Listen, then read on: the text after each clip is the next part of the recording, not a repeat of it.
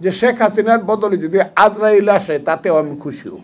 পত্রিকার কণ্ঠ স্তব্ধ করা হয়েছে, ইলেকট্রনিক্স মিডিয়ার কণ্ঠ স্তব্ধ করা হয়েছে, লেখার অধিকার স্তব্ধ করা হয়েছে, দিনের পর দিন ইউটিউব বন্ধ করে রাখা হয়েছে।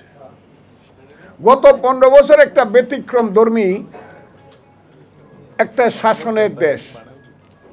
এটা পাগলরা শাসন করছে বললে তাদেরকে ভদ্রতা করা হয়। আসলে গত 15 বছর যারা শাসন করছে তাদের মধ্যে কোনো মানসিকতা ছিল না। ওদেরকে অমানুষ চিন্তার মানুষ বললেও খুব কম বলা হয়।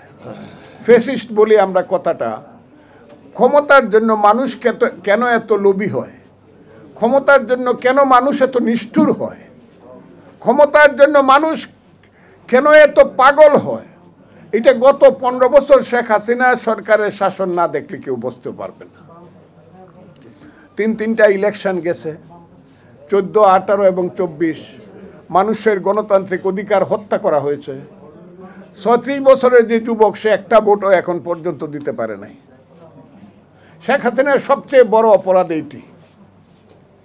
2 নম্বর অপরাধ, হাজার হাজার মানুষ জেল খেটেছে। বিএনপির 25,000 কর্মী নিরন্তর জেলে থেকেছে, লাখ লাখ কর্মী মামলায় থেকেছে, সালাউদ্দিন আহমদরা নির্বাসনে থেকেছে। আমিও প্রায় 8 মাস আমেরিকাতে নির্বাসনে ছিলাম।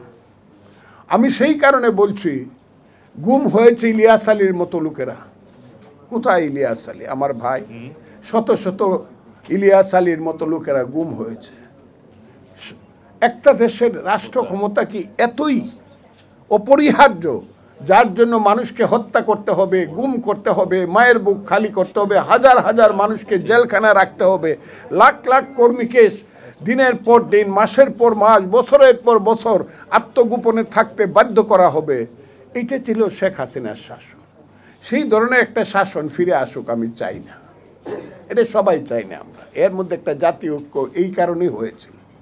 আমি বলেছিলাম 5ই আগস্ট যে হাসিনা গেছে, সেই যে আন্দোলন, সেই আন্দোলন আমি পরতে পরতে বক্তৃতা করেছি। আপনারা যারা সবাই জানেন, এগুলো বলে লাভ নাই। আমি এমন কথাও বলেছিলাম, 3-4টা কথা আপনারা মনে করে দেখেন, যে শেখ হাসিনার বদলে যদি আজরাইল আসে তাতেও আমি খুশি হব। হ্যাঁ, যে কারণে কিছুই দেখি নাই। আমি বলেছিলাম, হে আল্লাহ, যতদিন পর্যন্ত শেখ হাসিনার ক্ষমতা না যায়, শেখ হাসিনার পতন না হয়, তুমি আমাকে এই পৃথিবী থেকে নিও না। কথাটা খুব বিখ্যাত কথা, আপনারা শুনছেন নিশ্চয়ই। আমি এক সময় আওয়ামী লীগ করতাম, ছাত্রলীগের সভাপতি ছিলাম, আওয়ামী লীগের সেন্ট্রাল এক্সিকিউটিভ কমিটির মেম্বার ছিলাম, আমি এমপি ছিলাম আওয়ামী লীগের। মোহাম্মদ হানিফ যখন আব্বাস সাহেবের ইলেকশনে করে, আব্বাস সাহেবের বিরুদ্ধে এই ঢাকাতে, আমি মোহাম্মদ হানিফের চিফ ইলেকশন এজেন্ট ছিলাম আমার ওই বয়স। তারপরেও আজকে যখন আমি অনেকে মনে করে যে আমার বুঝে আওয়ামী লীগের প্রতি একটা না, সেটা না যে আওয়ামী লীগের প্রতি আমার সাংঘাতিক ধরনের মায়া মমতা রয়ে গেছে। No no, this is not Awami League, it is Hasina league. Hasina 15 বছর যাদের কিনে শাসন করছে তারা হাইব্রিডের সংখ্যা 99%।